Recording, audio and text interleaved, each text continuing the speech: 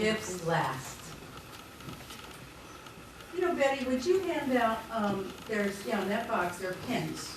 And just see if you could put several down the aisles, or at the edge of the aisle, and then they can pass them on. These cards, these little cards that I'm passing out right now, are basically asking you to take a look at what your gift is. So my intention is, before I get into, right now there's busyness and stuff going on, so I'm not going to talk in my usual moving way.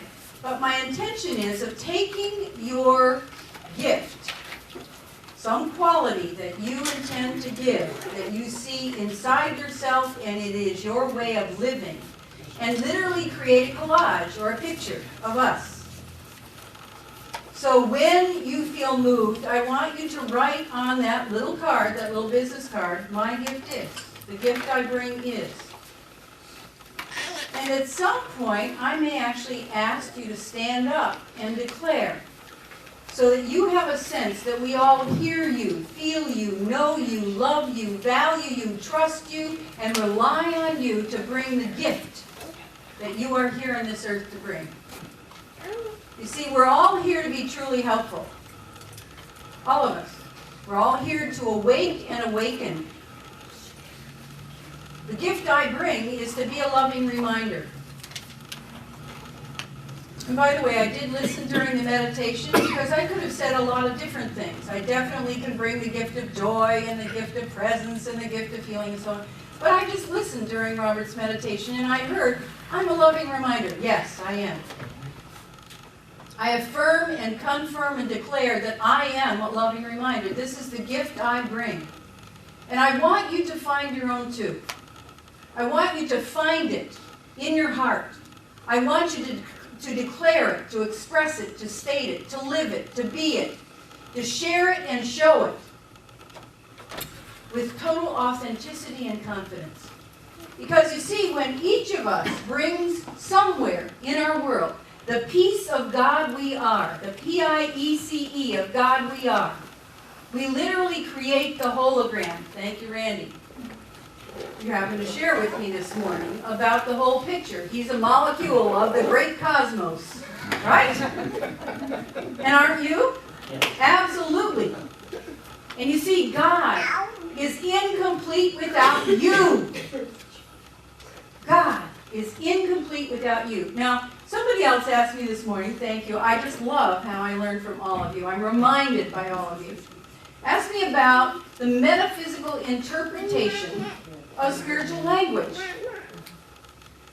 And what I recognize this morning is I always put God, love, and good as one.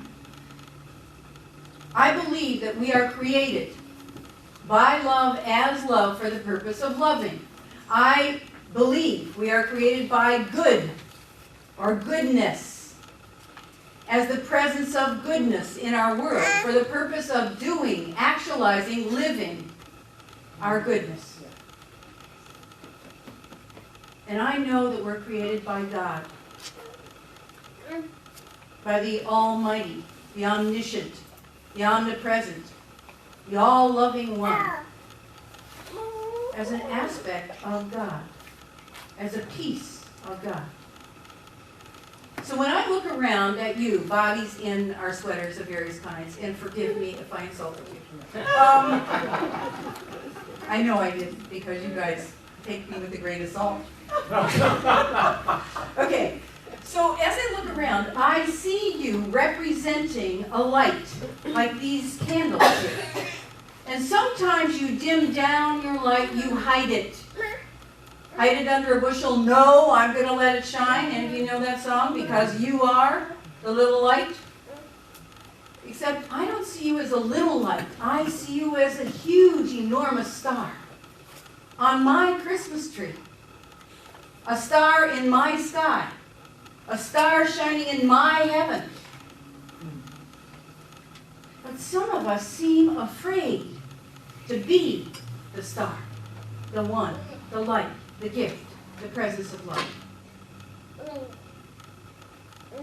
I might ask, as the littlest angel kind of asked, I feel so ashamed. I don't know what's really going to be beloved by the Christ child. And so what I do is I lower my eyes and I withdraw. I might ask you, why do you withdraw? Why do you not stand up and shout and live and be and declare the gift you're here to be? Can you see how radiant our world would be if all of us were unafraid? To shine, to live, to give, to be the one we really are. So when I think of, again, those metaphysical kinds of interpretation, this morning I heard when you were reading Scripture for the first time, I don't know why, but I heard it for the first time, that Lord is actually law. The law is what's bringing us. The universal law, the universal high truth is actually bringing us and birthing itself again and again and again in you and me and us. The law of love. The law of love. And we each are the Christ, the child. Perhaps the one who was born in the so-called lowly manger, which I consider to be the most beautiful, sacred, innocent, natural place of all. Symbolic of our lowly earthly birth. But then as you grow, as you learn from everyone and everything, as you look around in your world, within your own family system, on the news, as you drive down the freeway, at your places of work, you discover that you are the gift the world is calling for.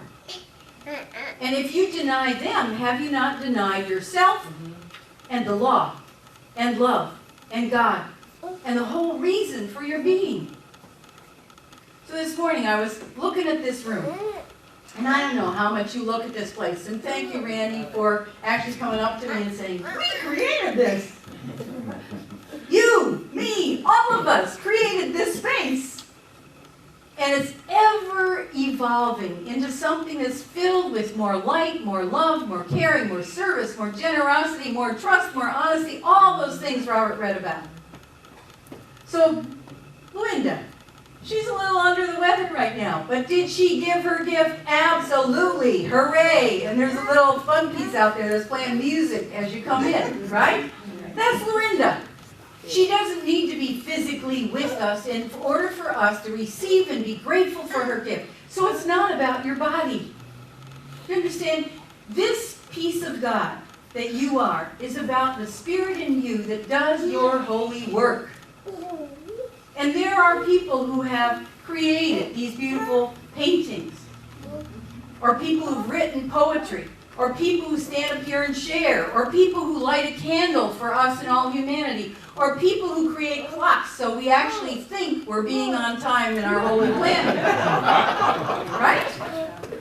Or people who created all that yummy food that's sitting in there in the other room and you can start letting your mouth water. Right?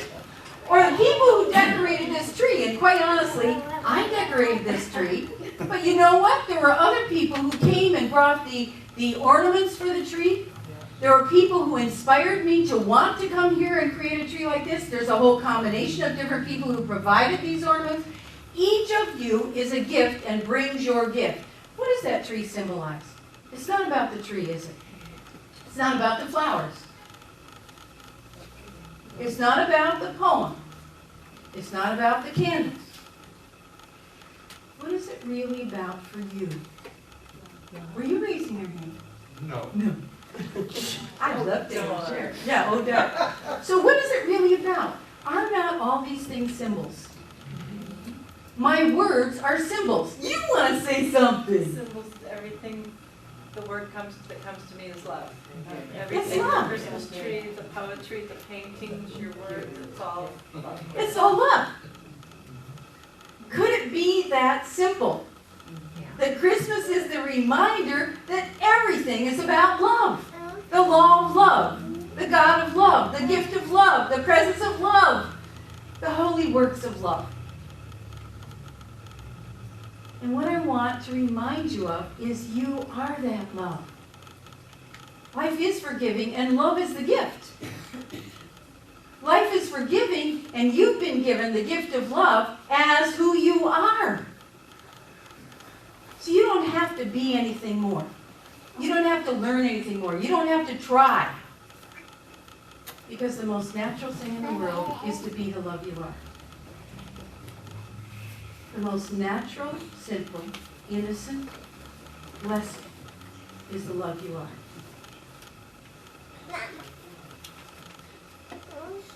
I'm just letting you sit with that.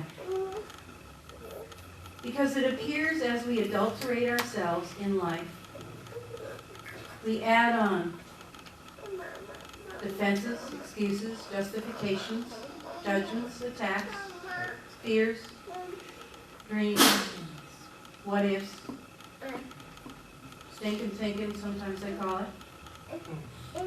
And we forget that the light of Christmas, that the light of Christ, that love itself lies deep within each and every aspect of God. You, and you, and you, and you. And so much of our work, to birth, to rebirth, to awaken, to remember, is about dropping away everything that's not it. About forgiving, erasing, undoing, deleting, and letting go. So that all that shows is the love I am, and all I see is the love you are. And that I celebrate every day that I can be a safe place for me and for you when we get to be the real gift that lasts. Thank you for being love in my world. Thank you for reminding me. For as I am this gift, and I give this gift, I receive your gift as well. I become a safe place. And what I'm asking you to do with those pens and those cards is just to take a few moments right now and during our offering to write down that simple, sweet, natural gift you are. And put it in our offering basket so that I can create a picture, a collage, a symbolic reminder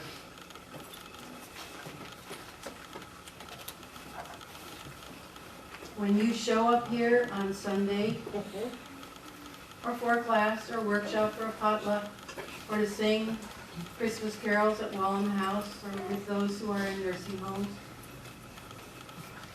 You are the presence of love.